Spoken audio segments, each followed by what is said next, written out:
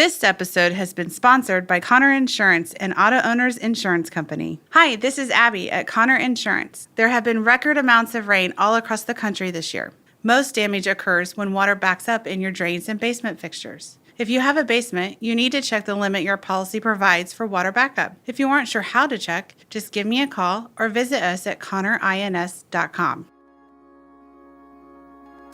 Shepherd has been serving the children of Indianapolis and helping families for 34 years. We work to break the cycle of poverty on the Near East Side of Indianapolis because we love the children in our neighborhood. We are privileged to watch our neighbors grow physically, emotionally, spiritually, and academically through the relationships we build every day. Partnered with Shepherd by donating $34 to celebrate 34 years.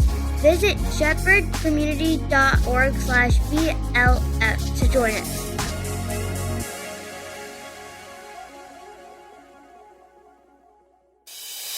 And now, the show that bridges the gap between faith and business. Welcome to Bottom Line Faith. On today's show, Ray sits down with Dr. Matt Rawlins, founder of Green Bench Consulting and Broken Top Leadership. But it has to start within. Okay, God, how do I be fully present in a way that is accepting my limitations, aware of my brokenness, which is to hide, and that I have a gift, and it's a small gift, and it does itty-bitty things in the larger picture of things, but that's what I bring, and that's what I'm going to try to be faithful with to God, and He gets to figure out how He's going to get glory from it. Well, hello, everyone. This is Ray Hilbert. I am your host here at Bottom Line Faith, and we'd like to welcome you back to another episode. We have a chance to interview some of the most amazing Christ followers, CEOs, business owners, executives, consultants, the occasional athlete or celebrity, and we have a conversation with them about eternal business, real life, about the integration and the intersection of faith and biblical principles in the way they lead and live on a daily basis. And we are so very honored and thankful that you would join us for this week's episode here at Bottom Line Faith. We've been on the program now for a little better than 2 years. And for the most part, we have interviewed U.S.-based leaders over the last couple years. However, on today's program, we have a really special treat for you. We've got a real international flavor. And calling in all the way from Singapore, and there's a 12-hour time difference. So I'm recording in the morning time, and our guest today is recording in the early evening time. Folks, help me welcome Dr. Matt Rawlins, who is the founder of Green Bench Consulting and Broken Top Leadership. Good morning, my time. Good evening, your time. Matt, how are you? Good evening. The future is good. I can tell you the future is here for you.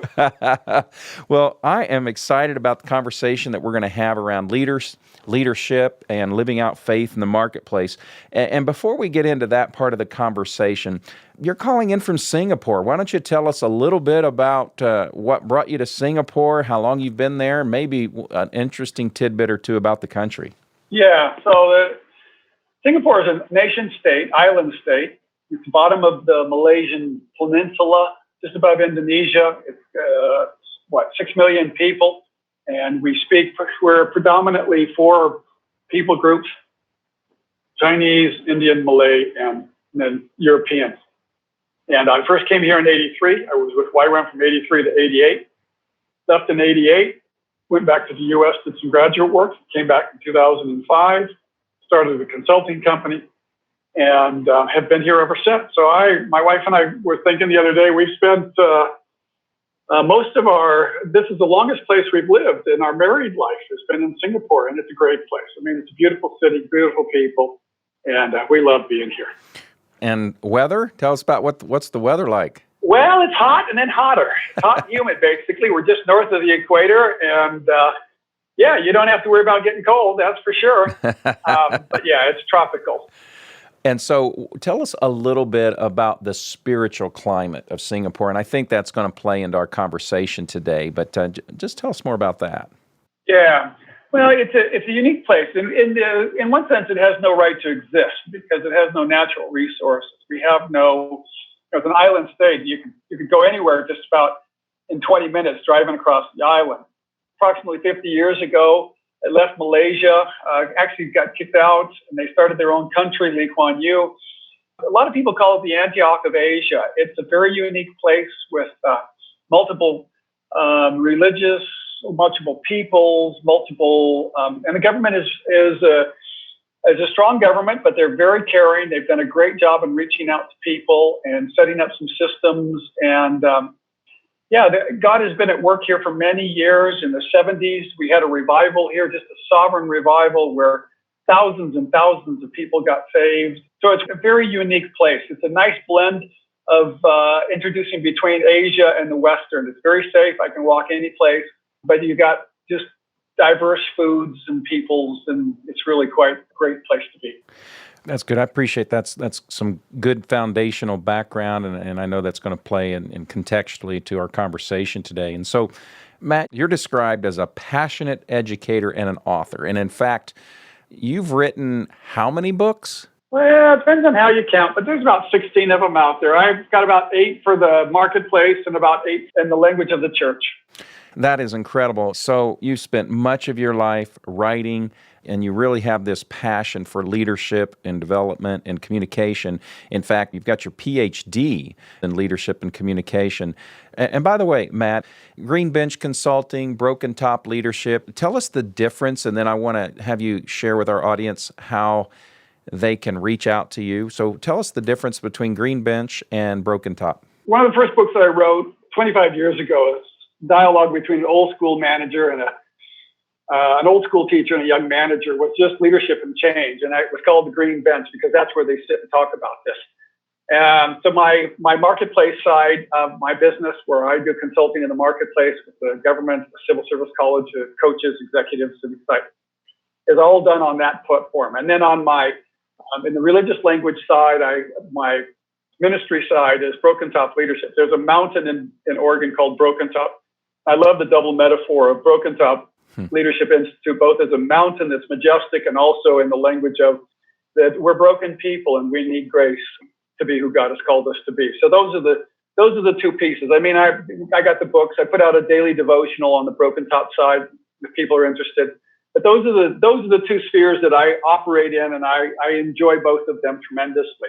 I love the marketplace. I love working, engaging people in heartfelt conversations and helping them figure out what's going on inside of them. And if someone's interested in reaching out to you, connecting, what's the best way for them to find you? The simplest way, we're setting up a little system. We have a free audio book. They can connect at MatthewRawlins.org, or BrokenTopLeadership.com is where they could find out a little bit more about that side. The greenbench.com is on the business side, so they can Google on Amazon some of the books, and if technology the way it is, they just need to kind of poke around a little bit, and they can come up with something. All roads will lead to you, right?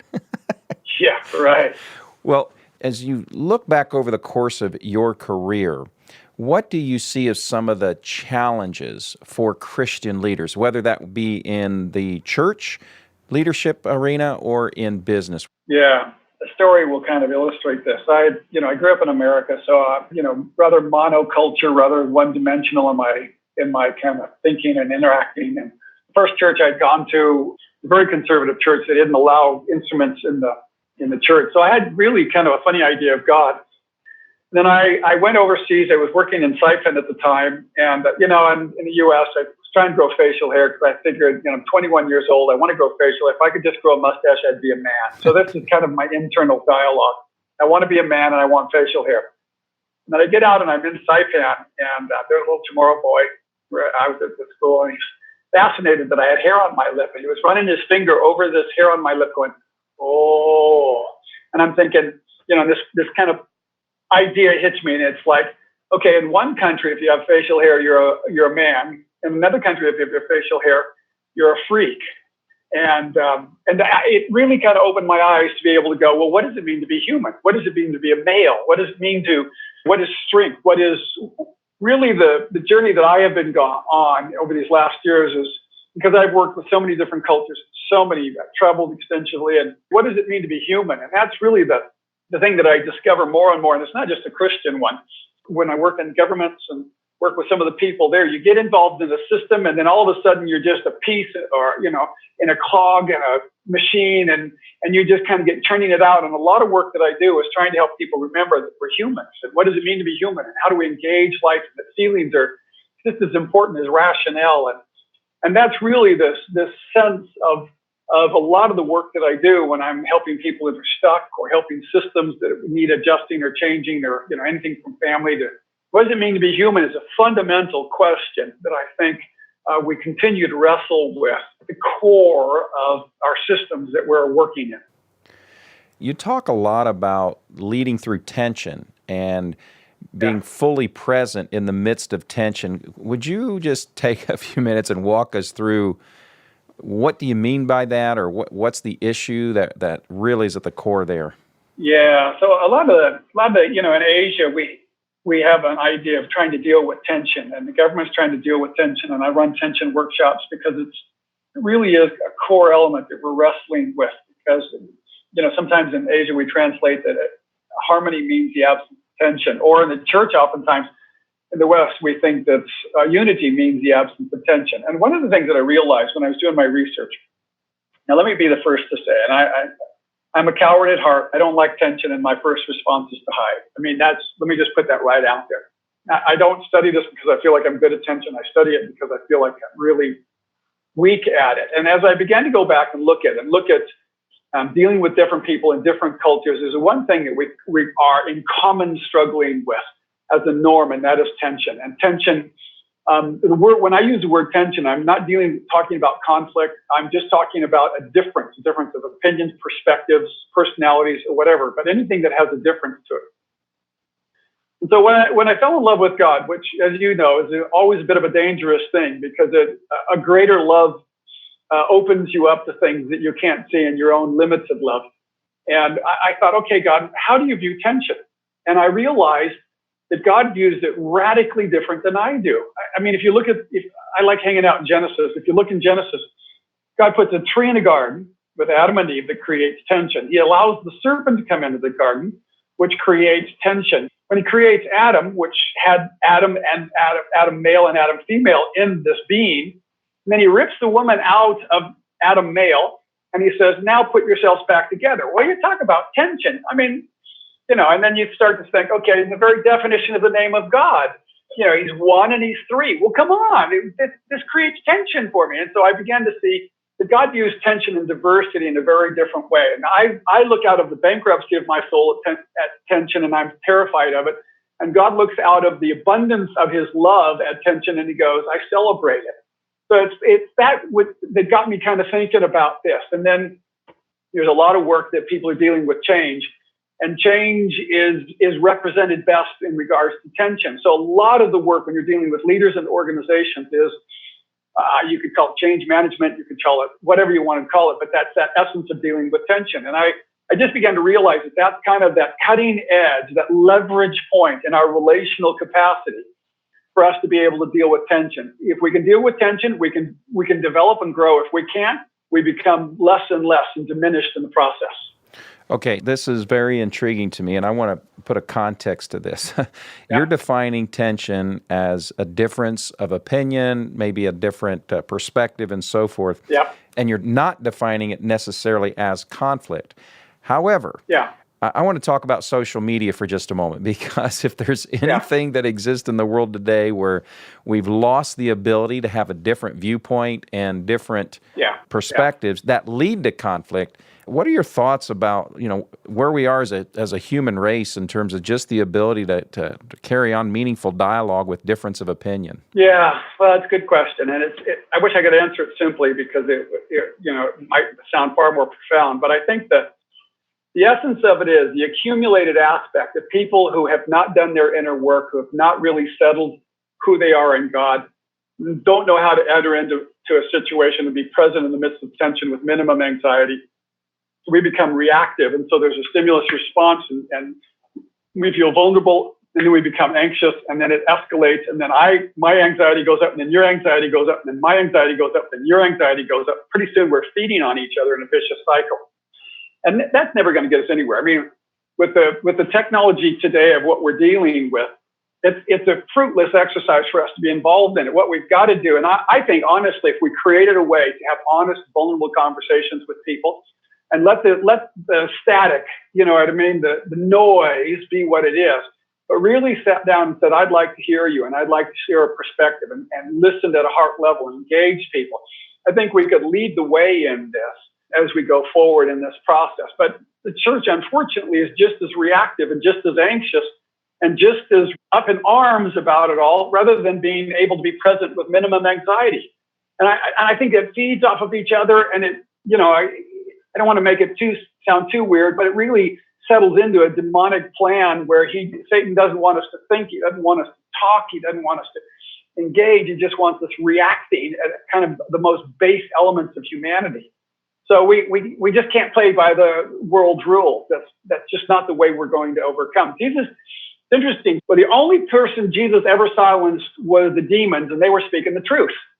You know, I mean, he wasn't to silence people. He just said, I want a level platform, and I want to speak for the kingdom of God. I want to set it in context that speaks most relevant to who you are, and then you get to be able to decide. And I'm not going to play in this power game or defensive, reactive control game. Okay, so I'd like to maybe just drill down just a little deeper on this. Good.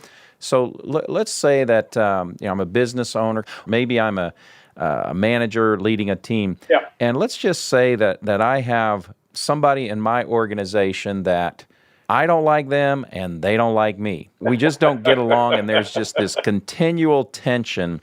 Maybe give us some framework about how we can still be productive and still, shoot bullets in the same direction, if you will. How do I deal with people that are just so different than me? Well, the reason why difference scares people is because they haven't resolved it within themselves. In other words, so the first thing Adam does is hide, okay? And he hides from himself, not from God. God hasn't changed. It's Adam that's changed. So he's hiding from himself. He's hiding from what's going to reveal about him. So the fundamental questions that God asks Adam are the same. They're really relevant and they're continuing.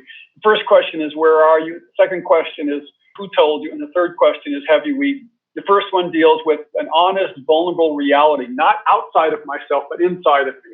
And then the second question is, who have you given authority? Who are you listening to? Who's defining your life? And then the third question is, what are you responsible for? When I'm working with people, the biggest challenge is, and even when I do this here in the marketplace, in these places, I tell them one of the things you've got to accept is that tension doesn't make you feel something. It only reveals what's inside. So you can't make me feel anything.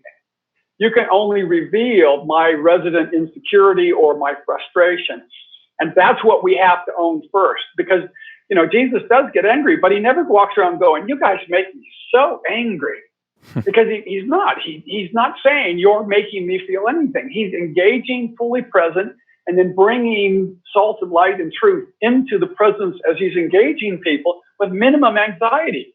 So the leader of a nation all the way down, a pastor, a business leader, the first thing you got to realize is the people in your organization or your culture or the world can't make you anything. And the tension is only revealing your resident insecurity. That's then an opportunity for me to embrace it, look at what's going on inside of me, own it, invite God into it as God of comfort, spirit of empowerment and all of that. And then say, okay, now God, what are my options? And create a gap between stimulus and response, what we used to call character, so that then I could start to look at options and rather than being so reactive. And if I can do that, then when a leader brings minimum anxiety, then the people in the organization are minimal anxiety. It creates a safer place. And almost half of the emotional angst of it goes away. And then we can start to have conversations that we need to have. I have a good friend of mine who says, he has a great question. I've heard him say this dozens of times in front of an audience. Says, if somebody spits on you, does it make you mad? And of course, most people, that really makes me mad. He says, no, it makes you wet. You choose to get mad. You choose to get angry. Yeah, that's right. And I think that's what you're talking about, is not only does it reveal what's inside, but we have to own what's inside as well. That's right. And so why is it so difficult, even for Christians who, we have the Holy Spirit within us, why is it still so difficult, Matt, for us to deal in tension? Yeah, well, we live in a broken world and it's a bit scary. And we're most scared of what's inside of us. So starting with Adam and Eve, Adam blamed God, the woman you gave to me. Yeah. Eve blamed the devil made me do it. So it's so much easier to stay out there. And Jesus didn't buy the argument. He said, no, it's what's inside of a man that corrupts a man. And he's trying to lead us back. So the heart is both a love and hate relationship with it. We want a heart, but we want it on our terms and we want to develop it. So part of this struggle is we really don't want to know what's going on inside. I don't blame people in a strict sense. I don't like looking inside. I don't like what I've discovered. But if I want a greater love, then I got to be able to figure out what God loves about me. And the more I love, the more I figure out what's inside of me, the more amazed I am at his love, which deepens my capacity to be able to engage the world. So it's a bit of a conundrum, but it always begins inside of us, and God works his way out in this process. It's no small task, but it's worth the adventure. Absolutely. This is really helpful because it really does cause us to take a deep, hard look at where we are in our spiritual walk and understanding who and what we've been created to be by our Lord. And this is really, really important conversation. And so I want to continue then just a little bit further into this whole vein of dealing with tension and differences and so forth. Yeah. And you've really had to live this out, right? Being in Singapore and in an environment with incredible diversity, cultural diversity, religious diversity, and so forth. What are some of the lessons that you have learned about living and working and dealing in such a diverse culture that may be transferable to someone listening to our conversation in the marketplace and how they can learn to deal with people of different backgrounds and persuasions and beliefs and value systems? Yeah. Well, I think one of the things that I've wrestled with over the years, growing up in a conservative church and being more interested as Jesus as a form of fire insurance than relationship and kind of the rules and all of that. It's a dangerous thing to fall in love with God. And when I fell in love with God, I really did fall in love with him. And I thought, okay, I'm going to get to know him. So the last 40 years, it's really been a journey of spending intensive time studying and reading and figuring out who he is. And one of the things that I have kind of wrestled with and focused on for a season, I'm trying to kind of build a name for it here in Singapore to use it, is trying to talk about what does humility mean?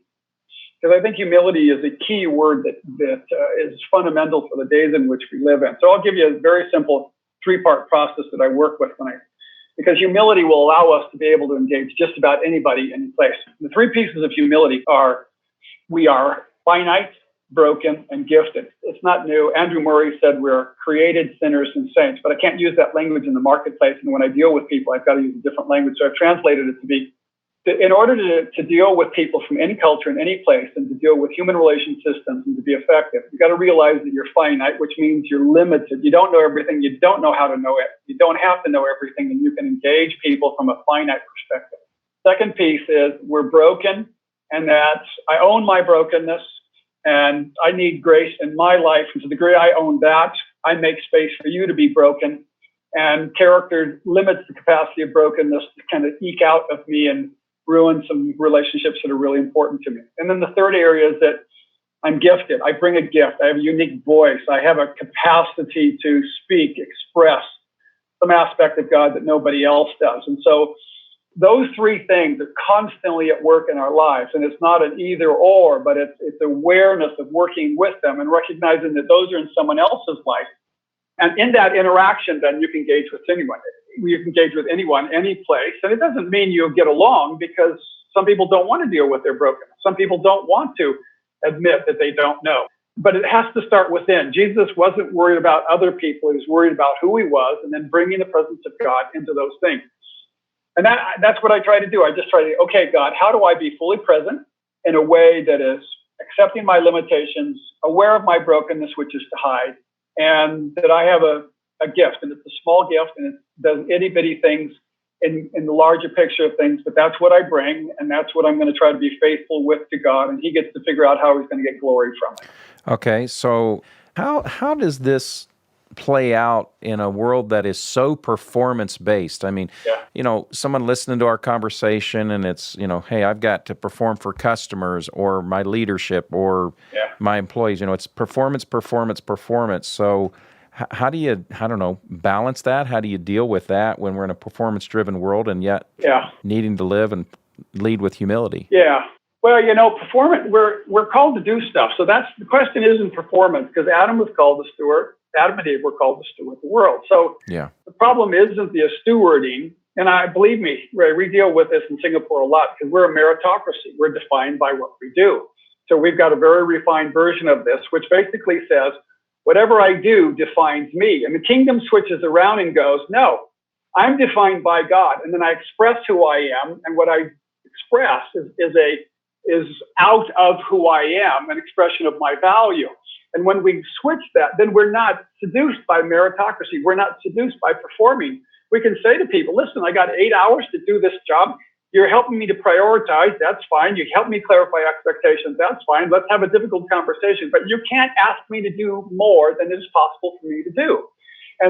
But I can have that conversation only when I have taken the thorn out of my heart that says I'm defined by what I do. And as soon as I take that thorn out, then you can argue at me till you're blue in the face. You can't affect my position, role, or value in God, and I can talk about it.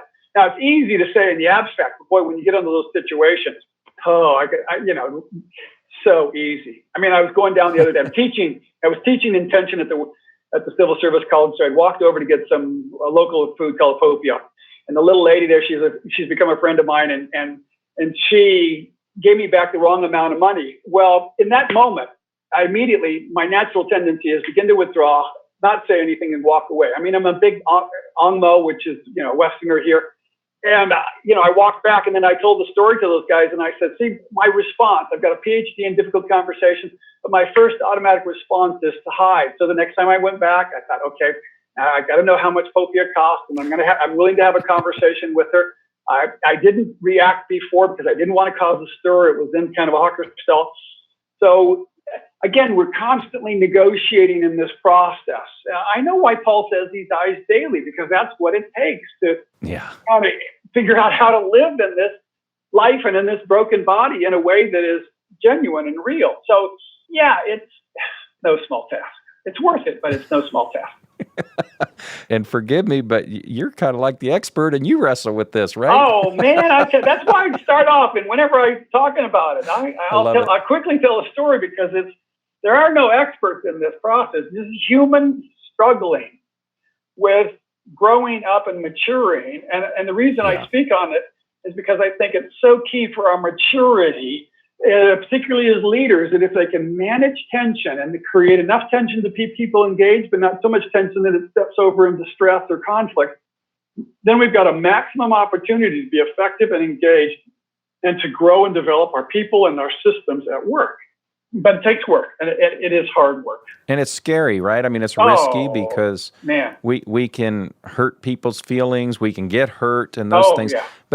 But isn't that, Matt, isn't this really, though, where great breakthroughs occur, where new ideas and new concepts and new levels of relationship when we take these risks? Is that what you have found to be the case? Yeah. You said it. I'm not sure I could say it any better. Until you take a risk personally and step outside of your safe, which means to show up and be present and to say what needs to be said and to hear what needs to be said from the other, there's going to be no change. One of the examples that I use in my company is if you can't talk about it, you can't change it. So that's kind of a defining aspect of my company. If you can talk about it, you can change it. If you can't talk about it, you can change it. It's no more complicated than that. Let's say that somebody's listening to our conversation right now, and I'm going to go away from business just for a moment because this is a universal, applicable concept we're talking about. That's right. Let's say they've got a something going on in their marriage or something going on with one of their children or a close friend. Oh, yeah. And there's just this underlying tension there, and the silence is growing, the distance is growing, and they just can't bring themselves to bring it up because it's just that pain point or here we go again. Coach us through that. Help us understand not only how, but why we need to have that difficult conversation. Yeah. So the first difficult conversation really that you have to have is not with someone else, but with yourself. Okay. And you got to bring God into it. And you got to, We've got to create an interface between our head and our heart. And most of the things we're dealing with are not rational, they're emotional. And the Bible says that where your treasures are, there will your heart speak be also. And the way that our values speak out of the treasures of our heart is through our emotions. So the emotions are really where our values and a lot of those core pieces inside of us go. So the first conversation is I have to have with myself, and I've got to go deep enough to say, I'm afraid. Well, what am I afraid of? I'm afraid I'm going to disappoint you. Well, where did I learn that if I show up, I'm going to disappoint you? And once I kind of get to those roots and I label and name those feelings and define them and bring God into them and the truth of him and says, Jesus became a disappointment so that I don't have to ever fear disappointing God or anybody else. And I have a specific place to apply faith in this situation. Then when I walk into the situation, keeping one eye on God, I can begin to say, I need to have a conversation. And first, let me share what I'm afraid of and create vulnerability from my perspective. Because what we're really trying to do in those difficult conversations is to change someone else. But you can't change someone else. Yeah. And if you talk about family systems theory, what you're really talking about is whoever changes in that change changes the whole family. And that's that leverage point that I have. The way I can change the family is by changing myself. And it sounds simple and ridiculous because we want them to change, but that's where the kingdom starts. It takes some real courage too, right? To have that real conversation with yourself. Oh, man, it's terrifying. Yeah. And it's revealing, but it goes back to understanding our own limitations, that we are broken, and that we have giftedness to bring to the conversation. Amen. Well said. That's right. Well, you said it. Well, you said it well. That's fantastic. That's great. Matt, I want to just transition to kind of this last section of our conversation, what we call our advice and insights section. So as you look back over the course of your own leadership, career, and so forth, what would you say is a really big mistake that you may have made along the way, and what lesson did you learn, or what did God teach you as a result of it? Yeah. Well, the simplest story, it gives an example of this. I was running down the road and some other people were walking towards me, and I didn't want to stop the run. So I kind of casually turned around and started the other way. And when I had done that, I felt like there was this divine, God spoke to me and he said, Matt, you're not running from them, you're running from yourself. And the thing that was so disruptive in my walk with God over these years was thinking that other people were making me feel something, and rather than recognizing that I'm not running from them, I'm running from myself. And if I'll just own up to what's inside of me and own up and then bring God into that I will then slowly grow in my ability to be present, engaged, and speak and to hear in an authentic, real way. And I think that's really a key for me in this process. I spent so many years running for myself, and it took me so long that nobody could really kind of help me slow down and walk through myself. So a lot of it's just been working in different cultures in different places and going, okay, God, I'm a human being and I'm in this culture and I've got gifts and I've got broken pieces and I've got limitations. Where are you in these three things in my life? And then how do I learn to walk you into it? And that's where, I mean, at a very personal level, when I was a little boy, I was sexually used by a neighbor next door. That created kind of a bent and a twist in the center of my soul. And so it's been unpacking that, slowly kind of unraveling God at work and who I am and dealing with shame and beginning to own my life and to say, no, this is my life and I get to live the way I want. And my one responsibility is to love God. And everything else he's got to have to figure out and worry about on his side of the process. Wow. I love that. I wrote that down. Just I've got to own up to what's inside of me. And as you said, you weren't in that situation. You weren't running from those individuals. You were running from yourself myself. And the things that God was trying to shape in your character. And I think that somebody listening to this conversation, just that was a real bullseye for them as well, is to really take a look deep inside. If you were to go back and you could sit across the table from the 20-year-old version of you, and you're sitting across from 20-year-old Matt Rawlins, what advice or what counsel would you give to the 20-year-old you? Well, I'd tell them, follow your heart. Trust your heart. Not the deceitful side of your heart, not the broken side of your heart, but follow the love that you have in your heart for something bigger than yourself. And Follow your inclinations. Trust yourself. God is for you, and He's going to work it out. And I would just speak reassurance to this young, insecure 20-year-old who doesn't know who he is, who's running from everything around him, who's known how to disappear. I wanted to say, listen, trust your heart. God is so much bigger than you, and you're going to fall in love with Him, and you're going to love Him more than you could possibly imagine. And you're going to run through some rough spots, and it's going to be awkward and difficult, and it's going to scare the crap out of you. But you're going to make it, and it's going to be good, and it's worth it all. So don't give up. That is really good. And that's a great segue then into the last question, Matt, that I ask every guest here at Bottom Line Faith. It's the same one. It's what I call my 423 question, where Solomon writes, above all else, guard your heart, for it determines the course of your life. Yeah. So as we kind of wind down our conversation here, would you just fill in the blank? What is your above all else advice? In other words, you get a chance to tell our audience, hey, if you don't remember anything but this, above all else. Well, the heart piece for me is God is worthy.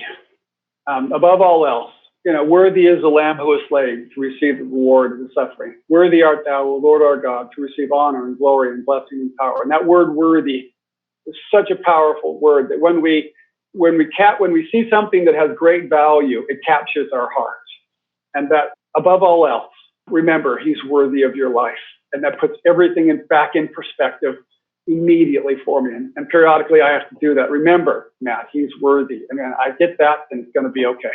Wow, that is powerful. I don't know that we've ever heard that on Bottom Line Faith. We've had some incredible answers, but that's going to be right at the top for me. Just He's worthy of it all. Yeah. That's your above all else piece. Thank you. Well, Dr. Matt Rawlins, founder of Green Bench Consulting, Broken Top Leadership, and author of 16 books on life and leadership.